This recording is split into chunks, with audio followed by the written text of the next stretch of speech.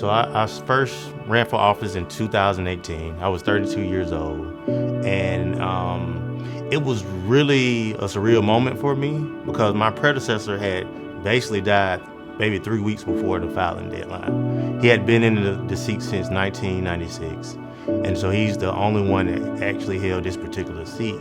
And so for me, it was really like a vision of really wanting to do things in my community that I didn't see was happening, and I didn't see a representation for young people, and to kind of like manifest that I wanted it, and then to see how it kind of played out. The qualities I look for in collaborators is just someone that has a great idea, great intentions, really doing things from a place of just not turmoil, right? Just really trying to help their community, someone that really wants to bridge that gap, someone that wants to be collaborative, someone that wants to be cohesive, someone at the end of the day, they just want to win, right? Because we're not really competing against each other. We're competing against other states, right? We're competing for resources.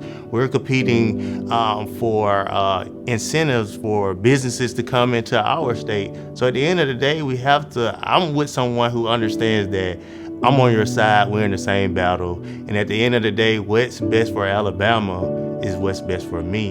And if I find someone that's across the aisle, even in my caucus, that's on board with that, I'm 100% on board. Whether I am leading or whether I'm following, if I believe in the mission and it's a true mission, then I'm on board with it. When I think about just someone that's been impactful, it's just, for me, understanding that there's other young people doing amazing things, right? Like, I was told you're too young. I was 32 years old, but to see someone like AJ Pittman, who's in her 20s and she's been in office longer than me, and she's legacy, and she's done all these great things, that really inspires me, because it's like, well, I wasn't too young, and I'm not too young to dream big and pass big legislation. So young people across the nation really gave me the tools I needed to go in and say, look, Alabama, I see a lot of young people doing a lot of great things. I need to be one of those. We have to be able to have a voice despite being in the minority. How do you have a voice? Despite being in the minority, how do you compromise? Despite being in the minority, how do you still pass effective legislation? And so for me, I think that I bring that to MAP, and then being able to understand that there are people like me out there to have support system, pass bills, and this is how I got this done in Alabama. This is how you can get this done in Oklahoma or South Carolina, or this is what they did in Connecticut.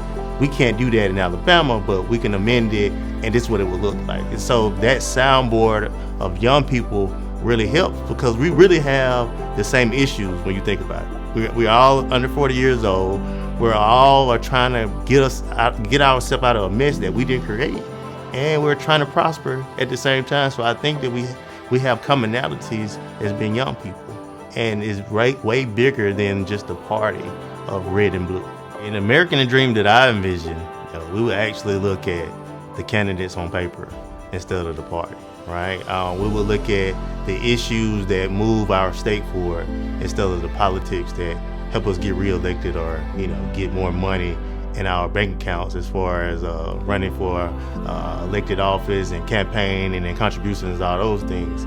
If we really focus on the mission of why we're truly here, and it's for the people, I think we'll have a better outcome in politics. I would just tell a young person who's really getting into politics, someone young, that MAP lays the foundation for young people. It's the roadmap. If you really understand the foundation of politics, is really a game of who knows who and who knows what. And so the less information you know, the more people benefit around you. And being able to get in an organization like MAP and really learn from other young millennials that's been through this process, they may even be veterans in the game with 10 years of experience, they can tell you the roadmap. They can tell you how to get from just a regular lawmaker to get to a leadership role like majority leader or speaker or minority whip or whatever it may be. They can actually give you the tools you need to be effective in your own state, because sometimes as millennials, you don't get that.